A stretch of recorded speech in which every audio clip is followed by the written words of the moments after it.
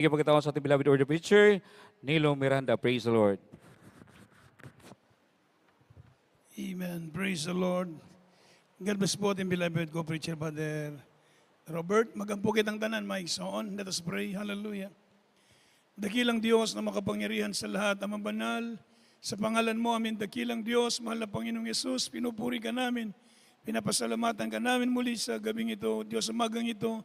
Salamat o Diyos, yung pag-iingat, patnubay sa bawat isa amin, sa mga nauna at pagbuang dalangin ng aming beloved parents in the Lord.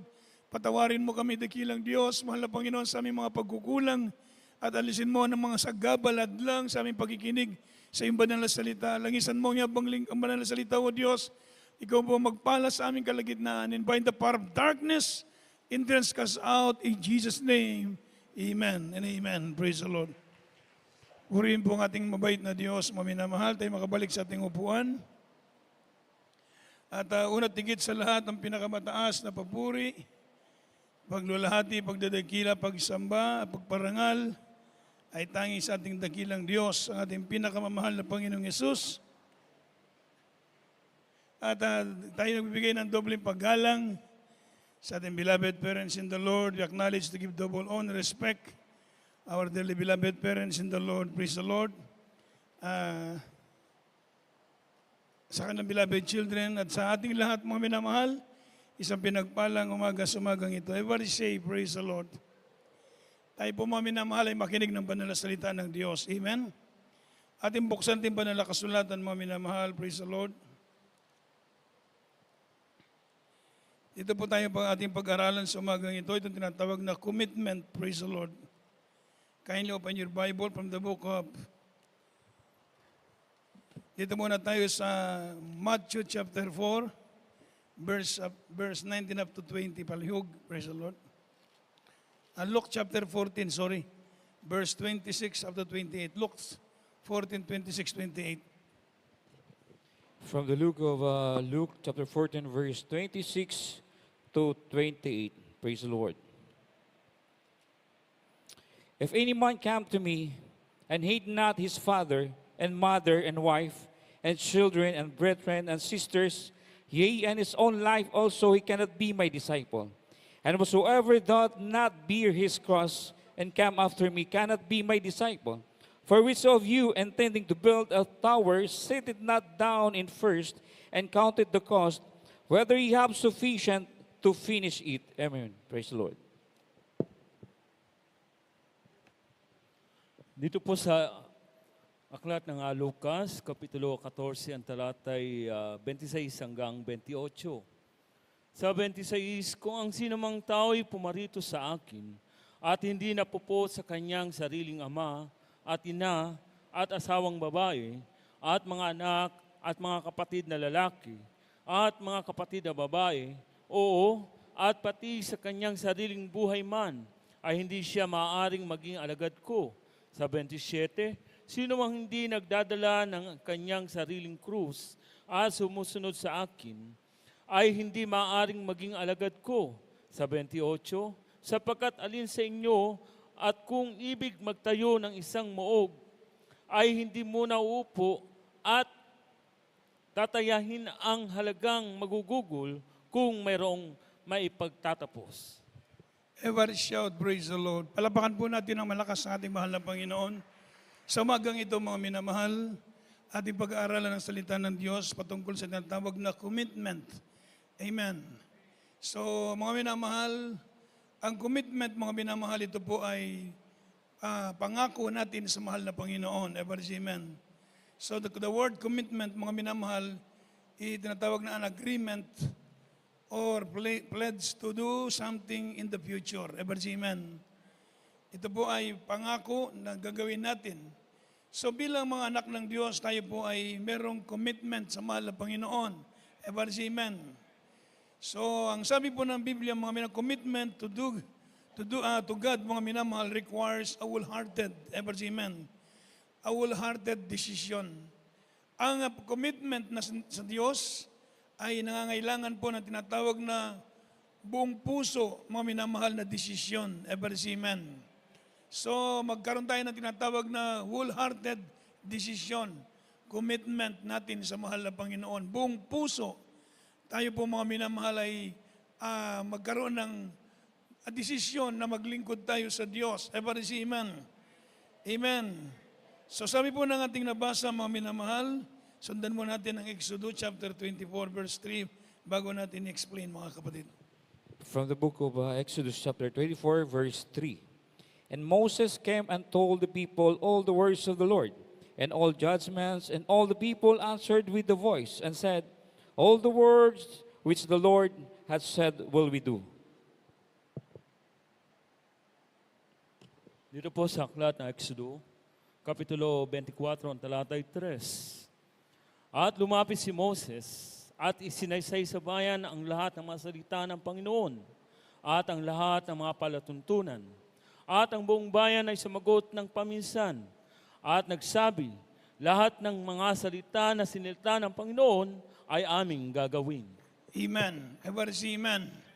So ito po mga minamahal, sa panahon ng mga anak ni Israel, sabi ni Moses sa kanila, ang lahat ng tao, mga minamahal, ay lumapit sa kay Moses na nagsabi, ang lahat ng palatuntunan at ang buong bayan ay sumagot na paminsan na nagsabi, ang lahat ng salita na sinalita ng Panginoon ay aming gagawin. Everybody say amen. Ang lahat ng sinalita ng Diyos ay aming gagawin. Ibig sabihin, mga minamahal, mga kapatid, ang commitment means a resolve to try your best to obey, mga minamahal, all of God's word. Amen. Amen. Gagawin natin yung mga salitaan ng Diyos. So tayo po mga minamahal ay nahaharap sa tinatawag na commitment sa mahal na Panginoon. Isang malakas na palakpak muna sa mahal na Panginoon.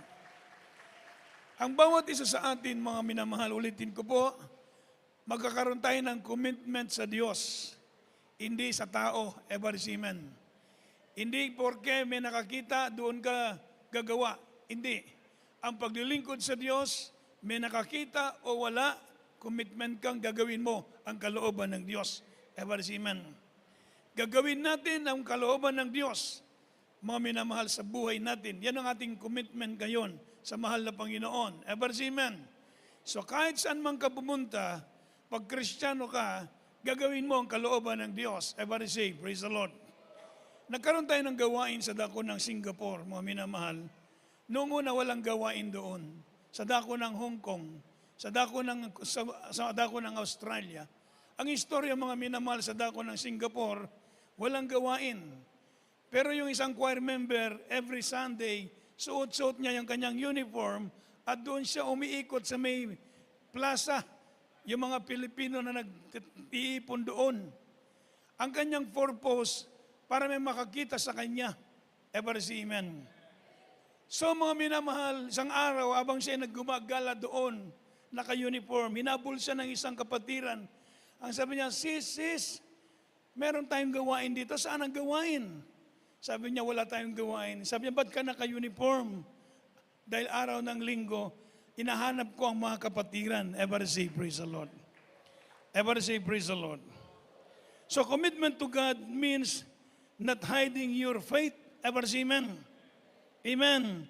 But instead acknowledging openly who you are and what you believe. Ever say amen?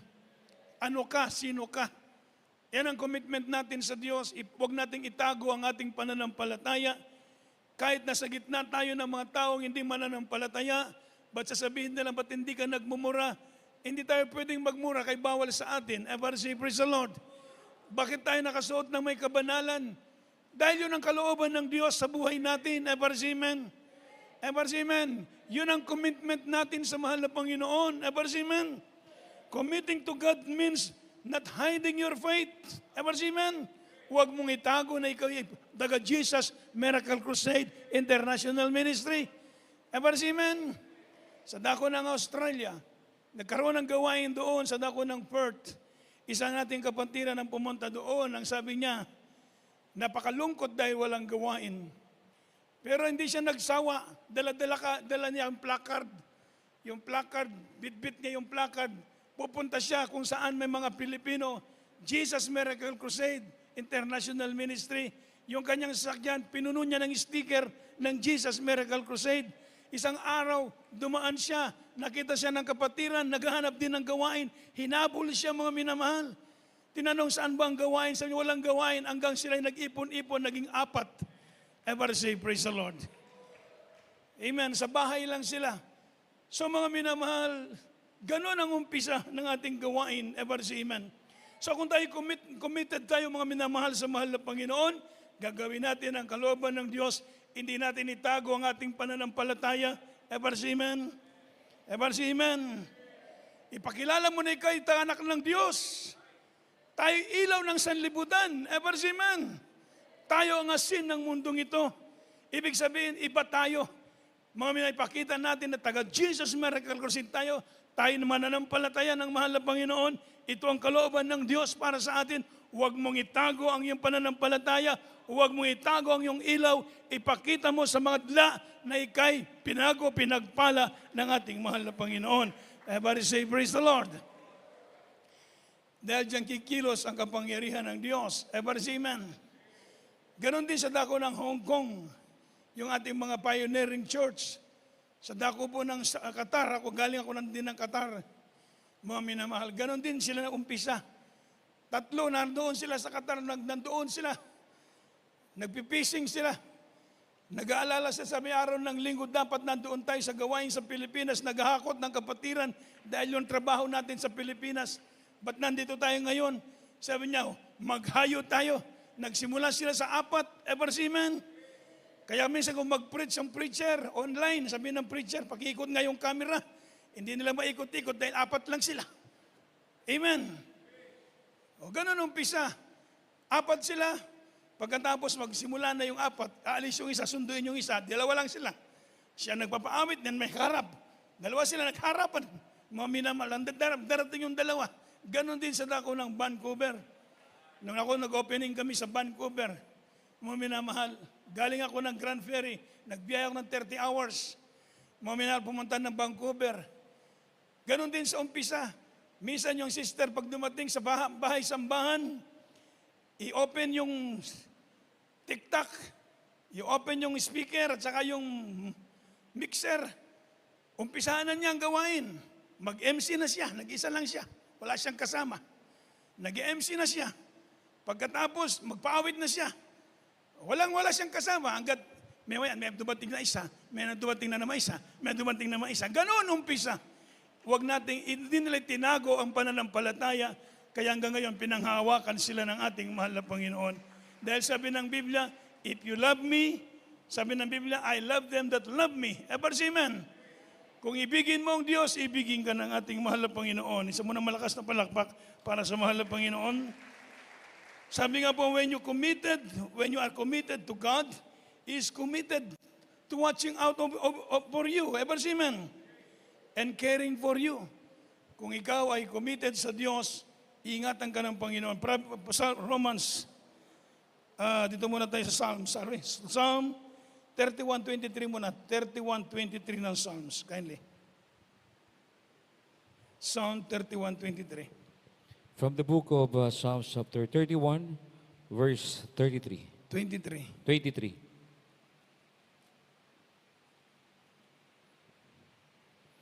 O love the Lord, all ye his saints, for the Lord preserveth the faithful, and plentifully rewarded the proud doer. Amen. Praise the Lord. Dito po sa Aklat ng mga Awit, Kapitulo 31, talatay 23. O ibigin ninyo ang Panginoon, ninyong lahat ng mga banal niya. Pinalalagi ng Panginoon ang tapat at pinaghihigantihang lubos ang manggagawang palalo. Isang malakas na palakpak muna sa mahal na Panginoon. Praise the Lord. So ano sabi po ng Biblia, mga minamahal? Love the Lord, mga minamahal. Iniibig ng Diyos ang mga taong umibig sa Kanya. O love the Lord, all ye His saints, for the Lord preserve the faithful. Ever see, amen? When you are committed to do God's will, or to do God, mga minamahal, or committed to love God, He is committed also to watching out for you and caring for you. He preserve you. Ever see, amen? The Lord preserve the faithful. Ang mga matatapat na naglilingkod sa Diyos, i-preserve sila ng Panginoon. Ever see, amen? I-preserve ka ng Diyos, ang Diyos ang mag-preserve. Pag sinabing preserve, mga minamahal, iingatan ka ng Diyos. Kahit nasa gitna ka ng kasalanan, kahit hindi sila mananampalataya, i-preserve ka ng Panginoon. Ever say amen. Huwag mo, tayuan mo lang ang iyong pagiging Kristiyano. Tayuan mo lang ang ikaw ay isang anak ng Diyos. Huwag kang papatol sa kasalanan. Ang Diyos ang mag-iingat sa iyo. Napakasarap magmahal ang Panginoon. Ever say, praise the Lord. Palapakan mo natin ang mahal na Panginoon. Ever say amen. So ito pong sabi ng Biblia, mga minamahal, Isaiah chapter 46 verse 4. Isaiah 46 verse 4. From the book of Isaiah, chapter 46 verse 4. 46, verse 4. Praise God.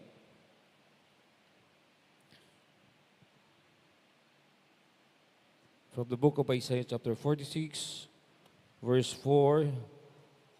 Sabi po rito, mga minamahal ko, praise the Lord.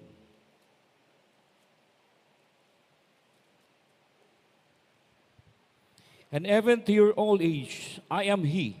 And even to hoar years will I carry you. I have made and I will bear, even I will carry and will deliver you. Amen. Praise the Lord. Dito po sa aklat ng Isaias, Kapitulo 46, ang talatay 4. At hanggang sa katandaan ay ako nga, at hanggang sa magkauban ay dadalhin kita, aking ginawa, at aking dadalhin, o aking dadalhin, at aking ililigtas. Amen. Palapakan natin ang mahal na Panginoon, mga minamahal. Praise the Lord. So how strong, mga minamahal, is God's commitment to us, ever see, amen? Gaano ba ka tibay ang pangako ng Diyos, ang commitment ng Diyos sa bawat isa sa atin? Ang ating nabasa, ang sabi na, I will be your God throughout your lifetime, ever see, amen? Siya ang ating magiging Diyos sa buong buhay natin. Until your hair is white with age, ever see, amen? Hanggang puputi na yung buhok mo, ever see, amen? Ibig sabihin, mula bata, pag maglingkod ka sa Diyos, mula sa araw na yung kabataan, hanggang ikay tatanda, ever see, amen? Iingatan ka ng ating mabait na Diyos. Ever see, praise the Lord. I repeat, I will be your God throughout your lifetime, sabi ng mahal na Panginoon. Until your hair is white with age. Kahit puputi na yung buhok natin. I made you and I will care for you. I will carry you along and save you. Sabi ng Panginoon, dadalhin kita. Ibig sabihin, hanggang sa katandaan ay ako nga. At hanggang sa magkauban ay dadalhin kita, aking ginawa. Aking dadalhin, aking dadalhin, dadalhin at aking ililigtas ka. Hanggang pumuti na yung buhok natin, never say, praise the Lord. Yan ang commitment ng Diyos. This is the strong word from the Bible, mga minamahal. How God, mga minamahal, commitment to us. Gaano katatag ang kanyang pangako sa bawat isa sa atin. Kaya walang kalugihan sa paglilingkod sa Diyos. Isang malakas na palakpak para sa mahal na Panginoon. Never say amen. Sino gusto ba natin ang Diyos makipag-commit sa atin ng kanyang pangapag-ibig? Amen? Ng kanyang pag-aaruga? Care ba? Pag-aaruga? Pag-iingat sa atin sa araw-araw? Meron kang Diyos? Napakamakapangyarihan ng Diyos mo? Panahon ng aksidente, ingatan ka ng Diyos mo? Ever say amen? Yan ang commitment ng Diyos sa atin Ever say amen? Ang mga Himalay, papakita ng Diyos sa atin Nagdepende yun sa ating paglilingkod sa mahal na Panginoon. Ever say amen? Kahit mga magkauban na ta, mga minamahal, nandyan pa rin ang habag ng Diyos sa atin. Kaya mga minamahal, na ito ang pangako ng Diyos. Kaya kung tayo po ay i-commit natin ang ating pag-ibig sa Diyos, maglingkod tayo sa mahal na Panginoon, kanya-kanya tayo, ever say amen. Pero ang blessing ng Diyos, mga minamahal, hindi matapos sa buhay natin. Napakarami kong gustong sabihin, pagpapala sa aking pamilya, baka sabihin nyo, nagyayabang ako. Mga kapatid, ayaw ko na lang magsabi, baka sabihin, ma-misinterpret na masyadong mayabang si Brother Nilo. Hindi po. Totoo yung sinasabi ko, mga kapatid. Pinagpala ang aking pamilya. Ever say amen? Talagang nakita ko ang kapangyarihan ng Diyos. Hindi yung financial lang ang pinagpapala, pati spiritual, pati yung protection ng Diyos. Yung kapatid ko, 3 dying, mamamatay na yun. Wala na pag-asang mabuhay yun. Mga minamahal, 7 years ago, yung kapatid ko na hospital, pagpunta ko sa hospital, umiyak yung mga kapatid ko, wala nang pag-asang mabuhay. Kahit siya, wala nang pag-asa. Sabi niya sa kanyang asawa, ayusin mo yung bahay, iligpit mo yung mga gamit doon, yung mga bakal-bakal, kasi contractor siya, daming bakal. Iligpit mo yung garahe, iligpit mo. Gusto niya na umuwi siya na maayos dahil inisip niya na uwi na siya ng bangkay. Nandito ako sa Cebu. Sabi niya, umuwi ka, hindi ako makauwi dahil ang daming trabaho. Pero magdamag ako nakaluhod, umiyak sa mahal na Panginoon. Pag uwi ko sa amin sa Tarlac, diretso ako sa ospital. Pagdating ko sa ospital, nakita ko yung aking brother. Kahit isang kutsarang tubig, hindi na mudawat ba. Ibig sabihin, lumobo na yung katawan. Grabe ka, yellow, parang papel ng yellow pad yung kanyang katawan. Yung kanyang daliri, yung kanyang palad, yung kanyang mata, lahat sa kanyang katawan, yellow. Umiyak sila, sabi ko, huwag kang umiyak, buhay ang Diyos natin. Ever say amen. Amen. Pag-pray, mga minamahal, kinabukasan, pag CT scan, 2 beses CT scan, naghahanap yung doktor kung yun nilagay niya sa kanyang liver, ba't nawala? Sabi ko, matunaw sa pangalan ni Jesus. 2 beses CT scan, sabi ng doktor, saan yung nilagay ko dyan? Kukunin ko yun. Anong kukunin niya? Wala na. 2 beses CT scan, may pinasok pa rito, 70,000 para titingnan doon. Wala din. Sabi niya, anong nangyari? Dahil imala ng ating napakabait na Diyos. Walang operasyon. Operahan sa kinabukasan. Walang operasyon. Sabi ko, umuwi ka. Sabi ko, umuwi ka na lang. Umuwi hanggang ngayong buhay. Walang maintenance. Palapakan natin ng malakas ang ating mahal na Panginoon. Ito ang commitment ng Diyos sa atin. Ever say amen. Ito yung ang pangako ng Diyos kapag naglingkod kayo sa mahal na Panginoon.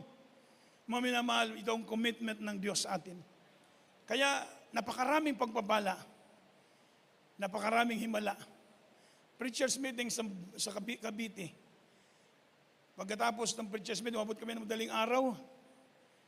Uwi pa kami ng Tarlac, napakalayo, almost 4 hours. Yung driver ko, yung aking bunso, pagdating namin sa expressway, sa NLEX, sabi ko mag-break muna tayo. Pagkatapos mag-break, antok na pala. Natulog, kahit anong gising ko, hindi na magising. Sabi ko, lumipat ka sa kabila, ako mag-drive. Ako nag-drive, pauwi.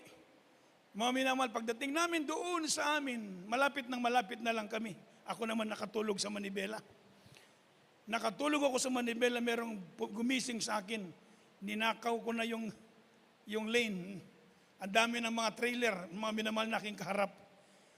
Ibig sabihin, ang Diyos ay nagbabantay sa atin. Bawat segundo ng buhay natin, ang Diyos na nakakaalam.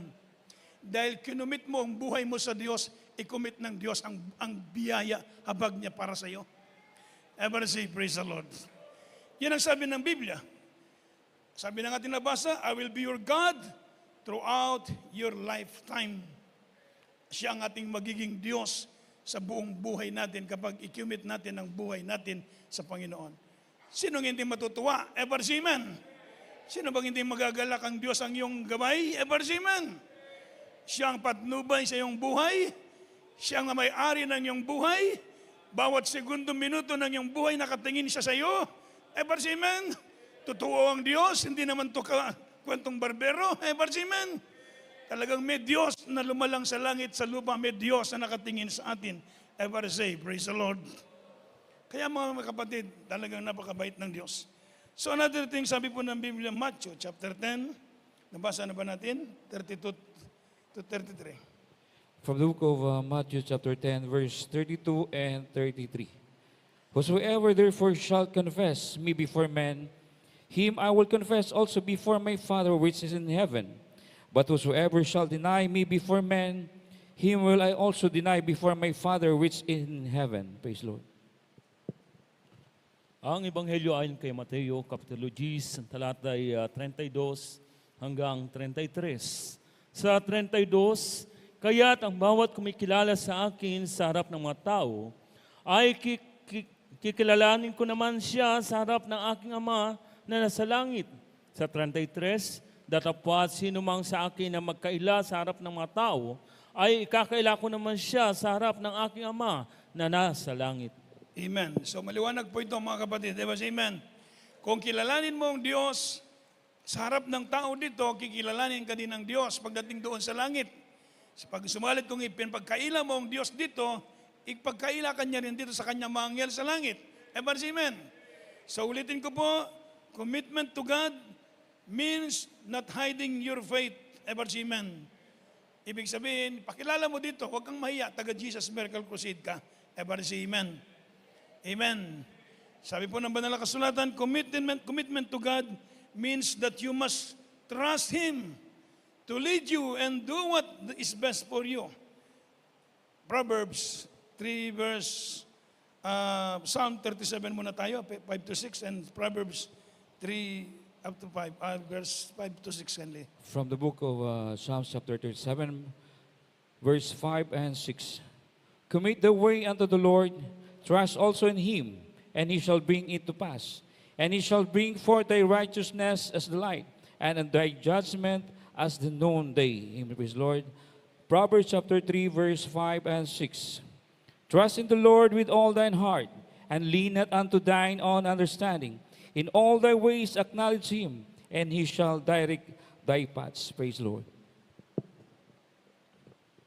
Dito po sa Aklat ng mga Awit, Kapitulo 37, ang talatay 5 hanggang 6. Sa 5, ihabilin mo ang iyong lakas sa Panginoon. Timiwala ka rin naman sa Kanya at Kanyang papangyarihan. Sa 6, at Kanyang palalabasing gaya ng liwanag ang iyong katwiran at ang iyong kahatulan ay gaya ng katanghaliang tapat. Dito po sa mga aklat ng Kawikaan, Kapitulo 3, ang talatay 5 hanggang 6. Sa 5, tumiwala ka sa Panginoon ng buong puso mo at huwag kang manalig sa iyong sariling kaunawaan. Sa 6, kilalanin mo siya sa lahat ng iyong mga lakad at Kanyang ituturo ang iyong mga landas. Amen. Sana naman palapak mo rin para sa mahal na Panginoon, mga kapatid. So ito po yung tinatawag na commitment to God means that you must trust Him to lead you and do what is best for you. Amen. To trust Him. Ibig sabihin, magtiwala tayo sa mahal na Panginoon to lead you, na siyang maggagabay sa atin, to lead us. Amen. And do what is best for you. Hindi ka commitment sa Diyos kapag ayaw mo sumunod sa mahal na Panginoon. Bato-bato sa langit, ang tamaan po, huwag magalit. Wala akong pinatatamaan. Amen. Pero kung commitment ka, meron kang committed ka sa Diyos, gagawin mo ang mahal na Panginoon, matakot ka sa Diyos, gawin mo ang kalooban ng Diyos, ibig sabihin, you must trust Him. Amen.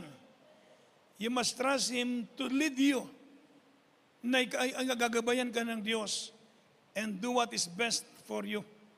Gagawin ng Diyos yung mabuti para sa iyo. Amen. Huwag muna tayong matulog. Amen. O, salamat mga minamahal. Mamaya tayo sabay-sabay tayong matulog mamaya. Malapit na tayong matapos. Amen.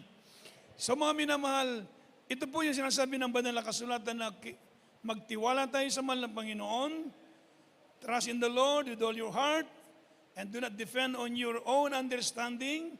Seek His will in all you do, and He will show you which path to take. Amen. Ano bang dapat nating lakaran? He will show you which path to take. So He's the one who capable of planning our lives. Amen. And choosing our vocation and path. Amen. Ito ang lakad na dapat nating lakaran. This is the way. Walk ye in it. Amen. Amen. Ito ang daan, ito ang dapat mong lakaran, ito ang gagawin natin. Yang Diyos ang maglilid sa atin. Amen. Binigay namin ang buhay namin sa Diyos. Ako since 1984, nasave ako, nagtumigil ako sa pag-aaral, binigay ko ang buhay ko sa mahal na Panginoon. Hindi ko alam anong mangyayari sa buhay ko. Wala akong blanco ba? Hindi ko alam anong katapusan nito. Pero ang Diyos ang maglilid sa atin. Amen. Hindi tayo maliligaw. Amen. Kaya sabi po ng Biblia, Trust in the Lord with all your heart and do not depend on your own understanding. Ever say, praise the Lord. Sabi po ng Biblia, mga minamahal, praise the Lord. Basahin natin mga kapatid. In Joshua chapter 24 verse 14.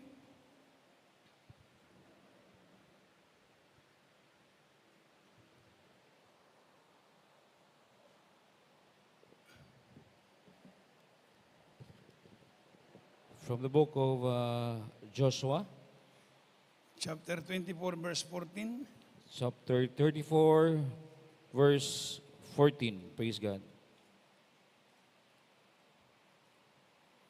Joshua chapter 34, verse 14. Now therefore, fear the Lord, and serve him in sincerity and in truth, and put away the gods which your fathers served on the other side of the flood, and Egypt, and serve ye the Lord. Amen. Praise the Lord. Dito po sa aklat ng Josue, Kapitulo 24, ang talatay 14. Ngayon nga ay matakot kayo sa Panginoon at paglingkuran ninyo siya sa pagtatapat at sa katotohanan, at inyong alisin ang mga Diyos na mga pinaglingkuran ng inyong mga magulang sa dako roon ng ilog sa Ehipto, at inyong paglingkuran ang Panginoon. Isunod muna natin ang Matthew 6:24, kindly. Sige po. Dito po sa Ebanghelyo ng Mateo, Kapitulo 6, ang talatay 24, sino may hindi makapaglilingkod sa dalawang Panginoon, sapagkat kapupuotan niya ang isa at iibigin ang ikalawa, o kaya'y magtatapat siya sa isa at pawawalang halaga ang ikalawa. Hindi kayo makapaglilingkod sa Diyos at sa mga kayamanan. Amen. Palapakan natin ang mabait na Diyos po, minamahal. Everybody say, praise the Lord. So ito po maliwanag po mga kapatid, ang ibig sabihin, being committed to God means deciding to make God first in your life, worshiping Him alone. Everybody say amen. Amen. So ang sabi po mga minamahal, you cannot serve God and be enslaved by money or to money. Everybody say amen. Amen. You cannot serve two masters, for you will hate one and love the other. You will be devoted to one and despise the other. So ulitin ko, you cannot serve God and be enslaved, to money. Hindi tayo makapaglilingkod sa dalawang Panginoon. Everybody say amen.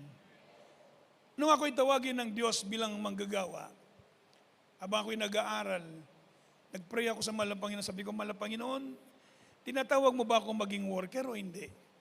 Mangusap ka sa akin through dreams. Gusto ko makasiguro. Ayaw kong magkamali ng desisyon.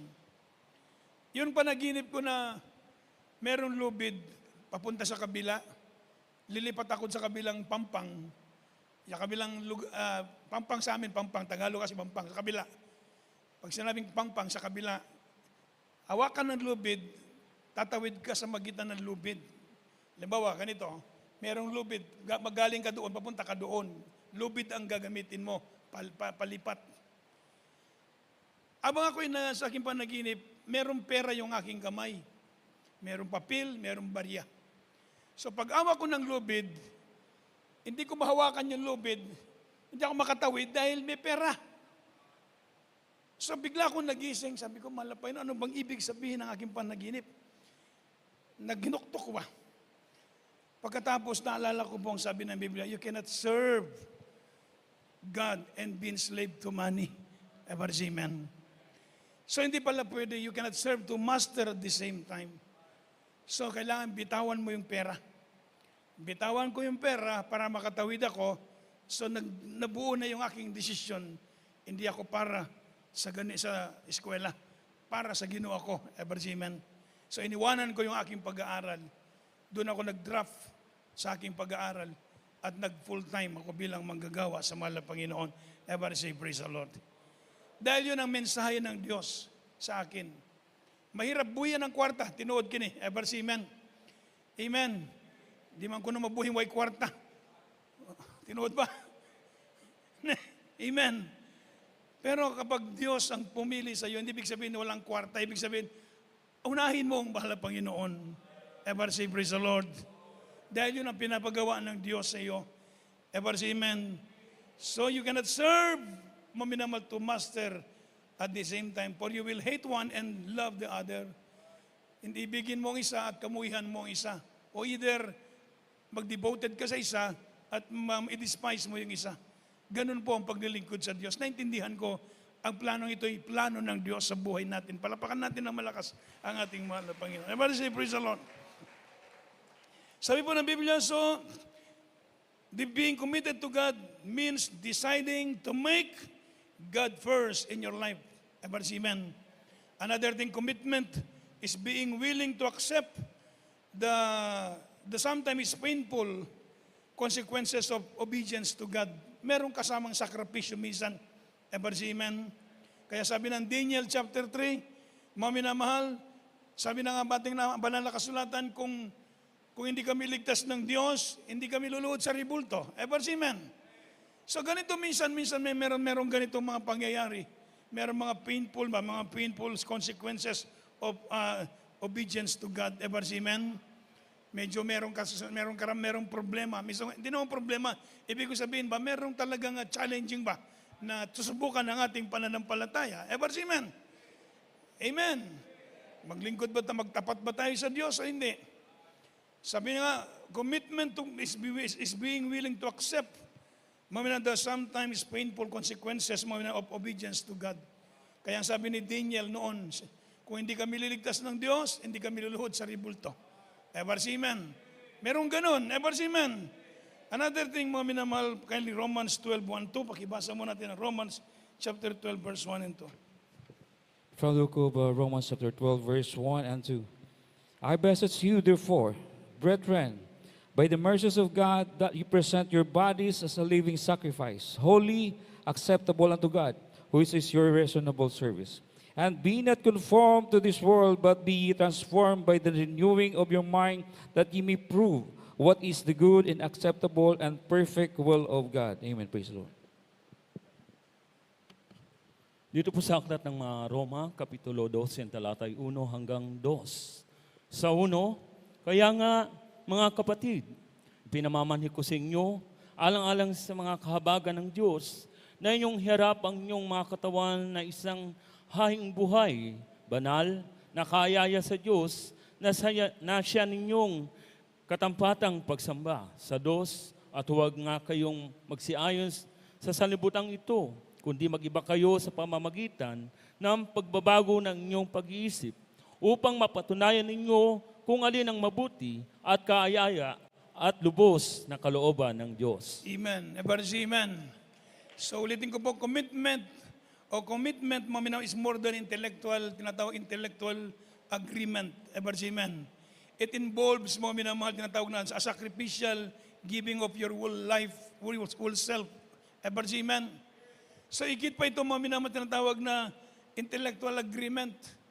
Pag sinabing intellectual, salita lang. Amen. Puro salita, wala naman sa gawa. Ever say amen? Hindi po ganoon, mga kapatid, na ang ating buhay, ibigay natin ang ating buhay sa mahal na Panginoon. Ever say amen? It involves, mga minamahal, a sacrificial giving of your whole self to God. Ever say amen? Kaya hindi basta-basta. Kagaya na ginagawa nyo, nakikita kong sakripisyo.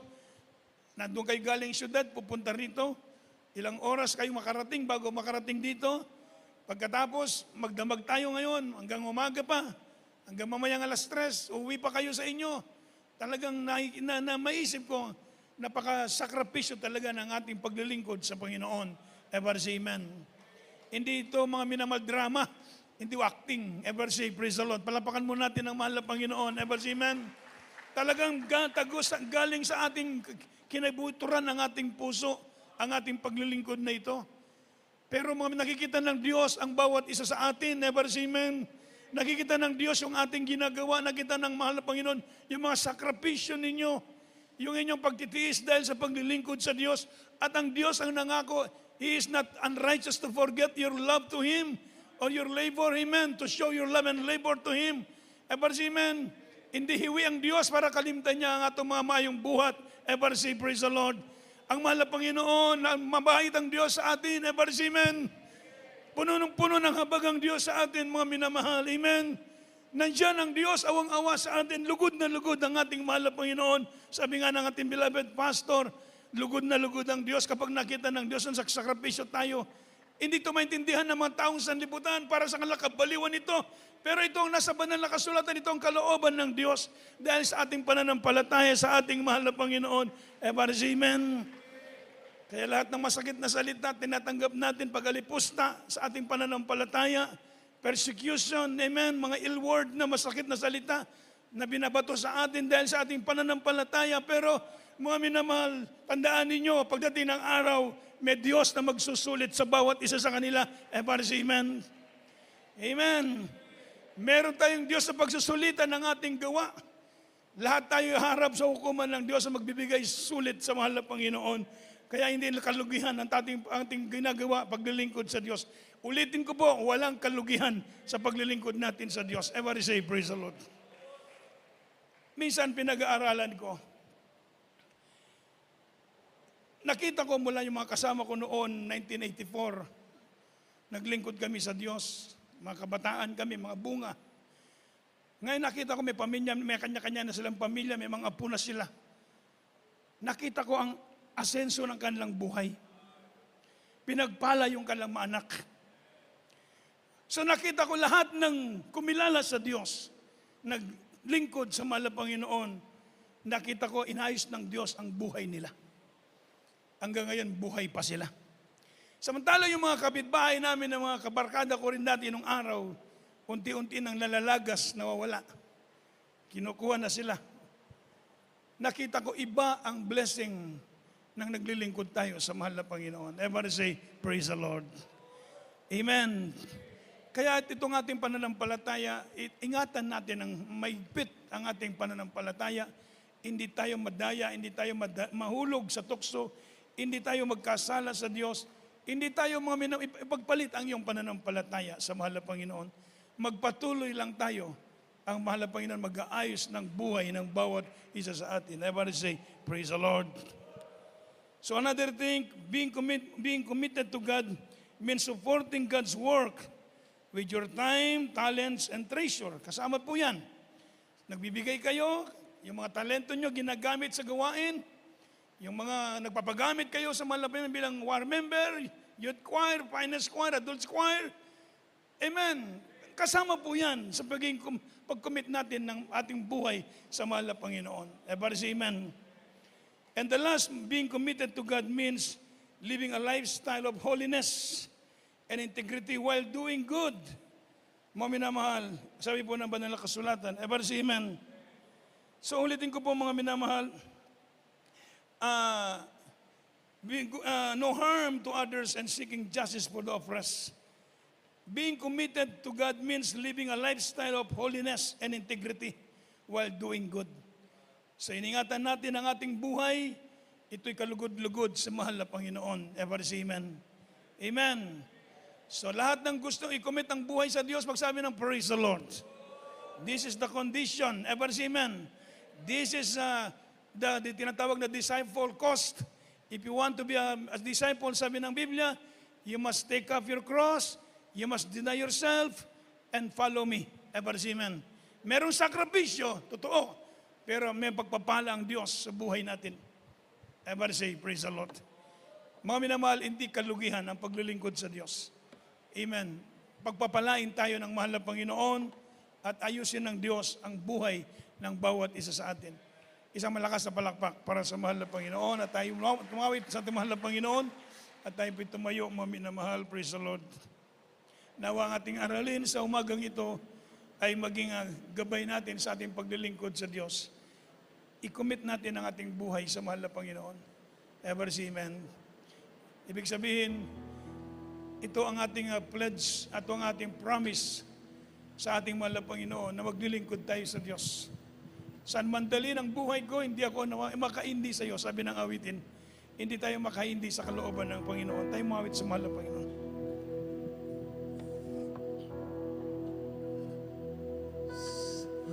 Mandali buhay ko, di ako makundi sa'yo. Ano man ang gawin sa buhay ko, Ako ay susunod sa iyo. Alam ko ang aking tatahangin, di man madali ang susuungin.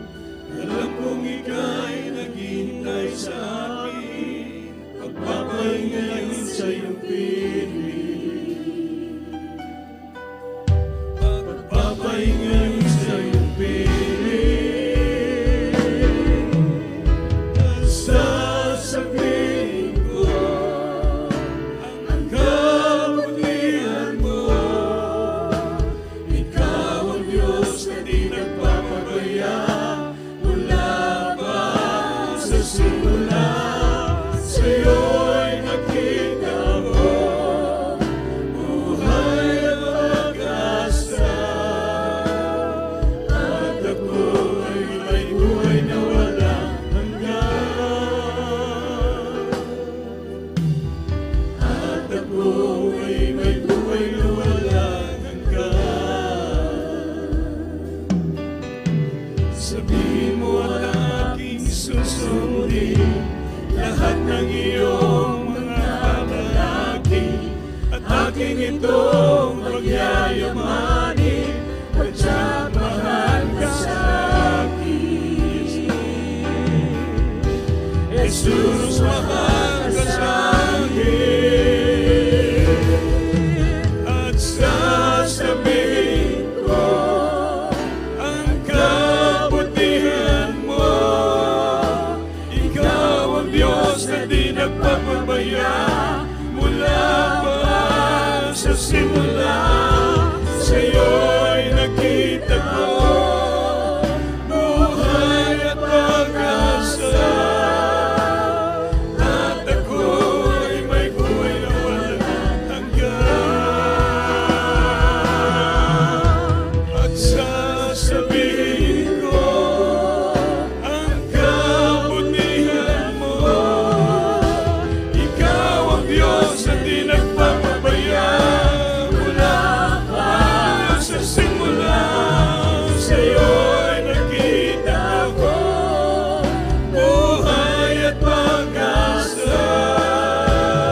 At ako ay may buhay na walang hanggan. At ako ay may buhay na walang hanggan. Sabihin mo at aking susundin lahat ng iyong mga palagi, at aking itong pagyayamanin, Lord, pagkat mahal ka sa akin. Hallelujah. Jesus, mahal ka sa akin. At sasabihin ko ang kabutihan mo. Ikaw ang Diyos na di nagpapabaya mula pa sa simula. Sa'yo'y nakita ko buhay at pag-asa. At